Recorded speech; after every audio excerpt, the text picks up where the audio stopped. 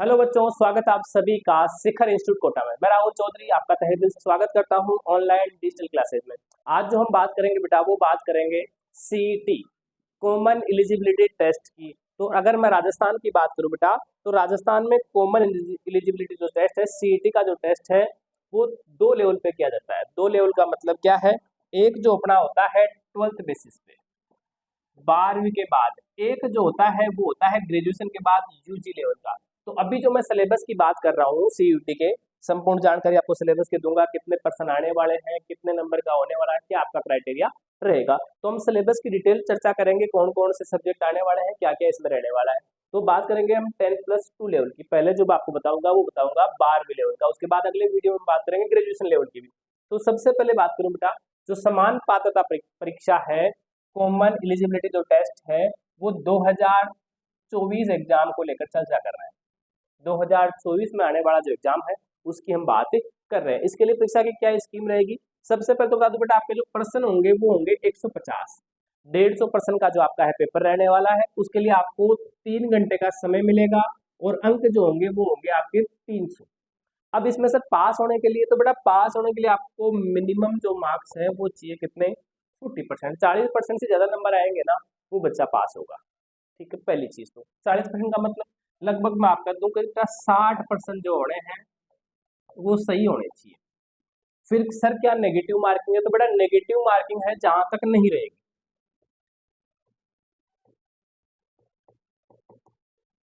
Minus marking है वो नहीं रहेगी, हटा दी गई है। अभी चर्चा चल रहा है, तो जहां तक है नेगेटिव मार्किंग नहीं रहेगी। चलो ठीक है सर, आपने बता दिया, अच्छी बात है। अब बात करेंगे बेटा सिलेबस की विषय क्या क्या है। तो बेटा राजस्थान का इतिहास आने वाला है, इसकी कला संस्कृति आने वाली है, साहित्य आएगा, परंपरा और विरासत आएगी। मतलब राजस्थान का हिस्ट्री और कल्चर तो पूरा ही पूरा है। ठीक है, उसके बाद भारत का और राजस्थान का भूगोल दोनों की ज्योग्राफी, भारत की ज्योग्राफी भी है और राजस्थान की ज्योग्राफी है। राजस्थान में विशेष बल के साथ भारतीय राजनीति व्यवस्था, इसकी भी हम बात करेंगे। राजस्थान की अर्थव्यवस्था, जनरल साइंस की बात करेंगे, तार्किक विवेचना रीजनिंग की बात करेंगे, मानसिक योग्यता मतलब रीजनिंग की बात हो गई, सामान्य हिंदी आएगी, जनरल इंग्लिश इंग्लिश आएगी, सामान्य कंप्यूटर का ज्ञान होना चाहिए और करंट अफेयर्स। मतलब ये काफी सारा लंबा चौड़ा सिलेबस है। इसमें राजस्थान का हिस्ट्री, पॉलिटिकल, ज्योग्राफी सब कुछ आ गया। इंडिया की ज्योग्राफी आ गई है और इंडिया की आ गई, पॉलिटी आ गई है, राजस्थान की इकोनॉमिक्स आ गई है और जनरल साइंस है, रीजनिंग है और एकदम हिंदी और इंग्लिश है। इसके बाद थोड़ा सा कंप्यूटर का नॉलेज है, करंट अफेयर्स आपका होगा होगा। तो ये है, इन सभी के मिला के आपको 150 क्वेश्चन देखना है। सर और क्या स्पेशलिटी है? तो बड़ा सारे के सारे जो पर्सन होंगे वो क्या है? ऑब्जेक्टिव टाइप होंगे और सभी प्रश्नों के अंक समान है, जैसा कि 150 प्रश्न आने वाले, प्रत्येक अंक प्रश्न 2 नंबर का होगा। नकारात्मक अंकन जो है, नेगेटिव मार्किंग, वो नहीं है, जो मैंने आपको पहले बता दिया। पर्सन सीनियर सेकेंडरी लेवल के आएंगे, मतलब 12वीं स्तर के आपको पर्सन पूछे जाएंगे। ऐसा नहीं ग्रेजुएशन लेवल का कोई पैटर्न पूछा जाएगा। 12वीं स्तर का एग्जाम है तो 12वीं के स्तर का ही पर्सन आएगा। सर क्या क्या है? तो पहले मैं बात करूंगा बेटा राजस्थान का इतिहास, कला, संस्कृति, साहित्य, परंपरा और विरासत की। इसमें क्या क्या क्या है? तो पहला प्राचीन सभ्यताएं, सभ्यताओं के नाम पे कालीबंगा बहुत ही फेमस है। आहार सभ्यता है, ये भी आपको पढ़नी है। गणेश्वर है, बालाथल है और बैराट, 5 जो सभ्यताएं हैं राजस्थान की फेमस है, वो आपको पांचों की पांचों पढ़नी है। उसके बाद राजस्थान के इतिहास से महत्वपूर्ण ऐतिहासिक घटनाएं, जो भी घटनाएं उनकी बात करेंगे। प्रमुख राजवंश की बात, राजस्थान के जितने भी राजवंश है, कच्छावा वंश की बात करें, मेवाड़, मारवाड़, जितने भी राजवंश है उन सब की बात करेंगे। उनकी प्रशासनिक, राज व्यवस्थाएं, सामाजिक, सांस्कृतिक और इसके आयाम, ये सब अपने को पढ़ना है। स्थापत्य कला की प्रमुख विशेषताएं, जैसे किले पढ़ने हैं आपको, स्मारक पढ़ने हैं, कलाएं, चित्रकलाएं और हस्तशिल्प भी आपको इस सिलेबस में कंप्लीट पढ़नी है। उसके बाद राजस्थान के स्वतंत्रता आंदोलन, ये आंदोलन आपको पूरे पढ़ने हैं। राजनीतिक जनजागरण पढ़ने हैं, प्रजामंडल आंदोलन पढ़ने हैं, सारे के सारे पढ़ने हैं आपको। किसान आंदोलन भी है तो वो भी इसमें सम्मिलित ही मानो आप। राजस्थान का एकीकरण आपको पूरा पढ़ना है। लोक भाषाएं, बोलियों की मैं बात करूं, वो भी आपको पढ़नी है। राजस्थान की भाषाएं, बोलियां, साहित्य आपको पढ़ना है। लोक संगीत, लोक नृत्य आपको पढ़ना है। संत, कवि, योद्धा, लोक देवता और लोक देवियां आपको पढ़नी है। मेले और त्योहार पढ़ने हैं। रीति रिवाज, वेशभूषा और अभिषेक, ये जो चैप्टर हो गया वो हो गया कला और संस्कृति। इतिहास की बात हमने कर ली, इतिहास, कला, संस्कृति, साहित्य, परंपरा और विरासत में डिटेल से बता दिया है। फिर उन्होंने कहा है कि राजस्थान और भारत का जो भूगोल है, ज्योग्राफी है, उसके बारे में पढ़ना है आपको। राजस्थान भारत के भौगोलिक स्वरूप में पर्वत आपको पढ़ने हैं, पठार आपको पढ़ने हैं, मरुस्थल मैदान आपको पढ़ने हैं, प्रमुख जो नदियां हैं वो आपको पढ़नी है, बांध, झीलें, सागर सब कुछ पढ़ना है, वन्य जीव एवं अभ्यारण्य आपको भी पढ़ना है। राजस्थान के प्रमुख भौतिक स्वरूप में आपको पढ़ना है क्या? जलवायु दशाएं, वनस्पति और मृदाएं, नदियां, बांध, झीलें, राजस्थान के प्राकृतिक संसाधन जिसमें से खनिज है, वन संपदा है, जल संसाधन है और पशु संपदा है, वन्य जीव पढ़ने आपको, अभ्यारण्य, उनका संरक्षण। उसके बाद आपको जनसंख्या पढ़नी है, उसकी वृद्धि, उसका घनत्व, साक्षरता और लिंग अनुपात, प्रमुख जनजातियां पढ़नी है और राजस्थान का पर्यटन स्थल भी आपको पढ़ना है। लगभग आपकी पूरी राजस्थान की और भारत की ज्योग्राफी आपको पढ़नी पड़ेगी, क्योंकि इतिहास है तो इतिहास राजस्थान का पूरा पढ़ना है, कला संस्कृति पूरी पढ़नी है, तो राजस्थान की और भारत की ज्योग्राफी भी आपको कंप्लीट पढ़नी है। इसके बाद अपना नाम आता है राजस्थान में विशेष बल के साथ भारतीय राजनीति व्यवस्था, पॉलिटिकल साइंस आपको पढ़नी है।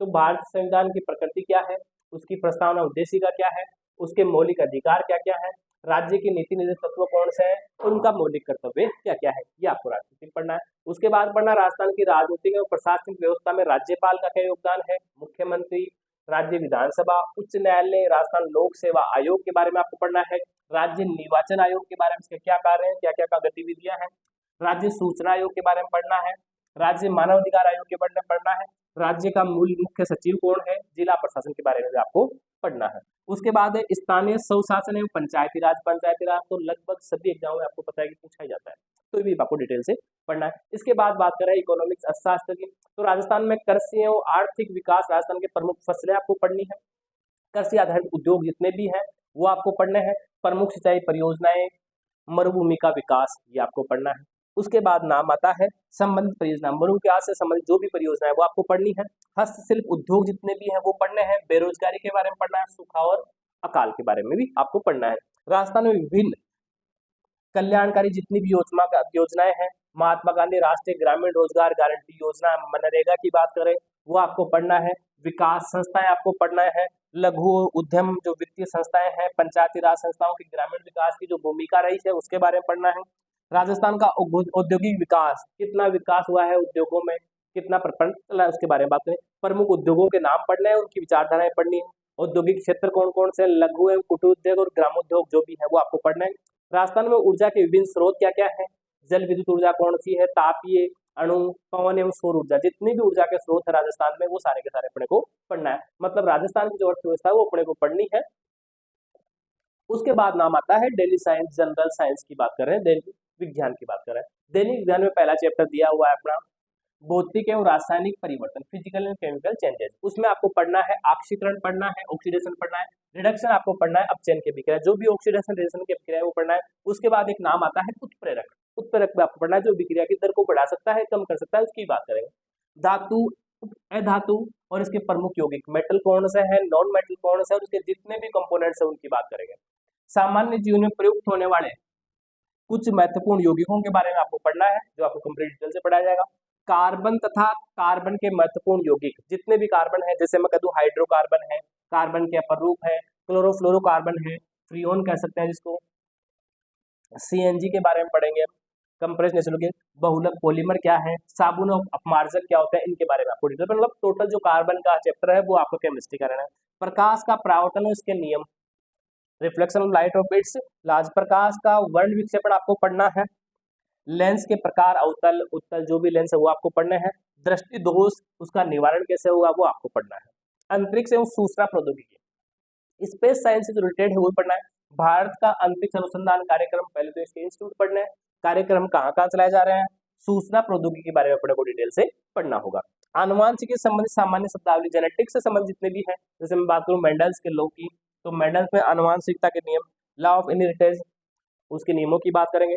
उसके बाद गुणसूत्रों की संरचना कौन सी है, न्यूक्लिक अम्ल क्या है, प्रोटीन संश्लेषण और केंद्रीय सिद्धांत कौन सा है, मनुष्य में लिंग निर्धारण कैसे, सेक्स डिटरमिनेशन कैसे हो, उसके बारे में पढ़ना है। उसके बाद आपका जनरल साइंस में पर्यावरण अध्ययन, एनवायरमेंट स्टडी, पारिस्थितिक तंत्र की संरचना, पारिस्थितिक तंत्र कैसे काम करता है उसके बारे में अपने को पढ़ना है।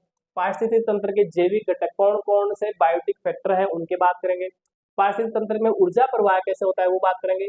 जैव भू रासायनिक चक्र है, बायो क्लाइमेटिक क्लाइमेटिकल जो साइकिल है उसके बारे में बात करेंगे। जैव प्रौद्योगिकी की सामान्य जानकारी भी आपको पढ़ना है और जैव पेटेंट वो भी पढ़ना है। नई पादप किस्मों का परिवर्तन कैसे हो रहा है उनके बारे में बात करेंगे। ट्रांसजेनिक जीव और पराजेनिक जीव क्या होते हैं इनके बारे में ट्रांसजेनिक जीव कौन कौन से होते हैं। फिर बात करेंगे जंतुओं का आर्थिक महत्व, जंतु क्या काम में आते हैं, क्यों आर्थिक महत्व, पादपों का आर्थिक महत्व, पादपों क्या है साइकोलॉजी है, रक्त समूह ब्लड रिलेशन जो लगभग जनरल साइंस में हर चैप्टर में आता है, रक्तदान ब्लड ट्रांसफ्यूजन भी आएगा, आरएच फैक्टर आपको पढ़ना है, रोगाणु और मानव स्वास्थ्य के बारे में आपको पढ़ना है, कुपोषण एवं मानव स्वास्थ्य के बारे में पढ़ना है, मानव रोग कारक है उसके निवारण के बारे में आपको पढ़ना है। तो जनरल साइंस में जो पढ़े हैं 3 चैप्टर है, फिजिक्स का कुछ पार्ट है, कुछ पार्ट दे रखा है बायोलॉजी का और कुछ पार्ट दे रखा है केमिस्ट्री का, इसमें बीच बीच में कहीं ना कहीं एग्रीकल्चर का पार्ट भी जुड़ा हुआ है। तो जनरल साइंस में आपको ये चीजें पढ़नी है। उसके बाद नाम आता है तार्किक विवेचनाएं और मानसिक योग्यता, मतलब रीजनिंग की बात हो रही है। रीजनिंग में आपको सबसे पहले पढ़ना है वैदिक विधि से पूर्ण संख्याओं का वर्ग पढ़ना है, जैसे आप मैथ की बात कर लें, घनफल बात करना है, वर्गमूल पढ़ना है, घनमूल पढ़ना है, 6 अंकों की संख्याओं वाला तक, मतलब 12th लेवल का आपको पढ़ना है। गुणनखंड आपको पढ़ने हैं, बहुपद के गुणनखंड जो सामान्य सभी एग्जाम में जहां मैथ आती है आपको आता है। समीकरण आपको पढ़ने हैं, दो चर वाले रेखीय समीकरण पढ़ना है, द्विघात समीकरण स्क्वायर वाले पढ़ने आपको, लघु गुणक भी पढ़ने हैं, लगे ना एंटी लोग वाले साइंस लोग एन लोग है। अनुपात समानुपात पढ़ना है आपको, प्रतिशतता पढ़ना है, लाभ हानि, साझा सरल ब्याज, चक्रवर्ती ब्याज और बट्टावाड़ा पढ़ना है। मतलब ये चैप्टर हो गए किसके, मैथमेटिक्स के। एक बिंदु पर बनने वाले कोण व रेखाएं आपको पढ़नी है, सरल रेखीय आकृतियां पढ़नी है, त्रिभुजों की सवाक क्षमता पढ़नी है, समरूप त्रिभुज पढ़ना है, कार्तीय निर्देशांक पद्धति पढ़नी है, दो बिंदुओं के मध्य दूरियों वाला चैप्टर पढ़ना है, दो बिंदुओं के मध्य दूरियों का आंतरिक एवं बाह्य विभाजन कैसे करते हैं वो भी आपको पढ़ना है। ये ट्रिग्नोमेट्री होगी मैथमेटिक्स में। समतल आकृतियों का क्षेत्रफल आपको पढ़ना है, वृत्त की परिधि और उसका क्षेत्रफल, घन घनाभ गोले शंकु बेलन के प्रश्न क्षेत्रफल और उसका आयतन के बारे में आपको डिटेल पढ़ना है। मतलब मैथमेटिकल लगभग चैप्टर है। कोणों उसके माप, न्यून कोणों की त्रिकोणमितीय अनुपात, त्रिकोणमितीय सर्वसम्मिकाएं, ऊंचाई दूरी की सामान्य समस्याएं ये आपको पढ़नी है। आंकड़ों का चित्रों द्वारा निरूपण, केंद्रीय प्रवृत्ति के माप जैसे माध्य हो गया, माध्य विचलन हो गया, जन्म मृत्यु सांख्यिकी हो गया, सूचकांक हो गया, साधारण मानसिक योग्यता हो गई, तर्क शक्ति और विश्लेषणात्मक योग्यता भी आपको पढ़नी है। मतलब मैथमेटिक्स का जो चैप्टर था ये वाला, कुछ रीजनिंग का भी है इसमें। अगला देखो, फिर आता है लैंग्वेज। लैंग्वेज में आपको 2 लैंग्वेज आएगी, हिंदी और इंग्लिश। पहले हिंदी में देख लेते हैं। संधि और संधि का विच्छेद आपको डिटेल से पढ़ना है, मतलब हिंदी में जो मेन है वो संधि और संधि विच्छेदी है। उसके बाद सामासिक पदों की रचना और समास का विग्रह, समास विग्रह आप जानते ही हो। उपसर्ग और प्रत्यय आपको पढ़ने हैं, पर्यायवाची शब्द पढ़ने हैं, विपरीतार्थक शब्द या विलोम शब्द पढ़ने हैं आपको, अनेकार्थक शब्द, समान एक या अलग निकले वाले शब्द युग्म आपको पढ़ने हैं, संज्ञा, सर्वनाम, विशेषण, अव्यय और आपको क्रिया भी पढ़नी है। उसके बाद शब्द शुद्धि, अशुद्ध शब्दों का शुद्धिकरण आपको पढ़ना है, शब्दगत अशुद्धियों का कारण भी पढ़ना है, वाक्य शुद्धि आपको पढ़नी है, अशुद्ध वाक्यों का शुद्धिकरण और वाक्यगत शुद्धियों का कारण। वाक्यांश के लिए आपको एक शब्द पढ़ना है, 1 वर्ड जिसे आप कहते हैं। मुहावरे और लोकोक्ति आपको पढ़ने हैं, मतलब हिंदी का लगभग ग्रामर पूरी है। अंग्रेजी की पारिभाषिक शब्दावली या कहते हैं समानार्थक हिंदी शब्द, जो इंग्लिश टर्मिनोलॉजी है वो आपको पढ़नी है। कार्यालय पत्रों में संबंधित ज्ञान,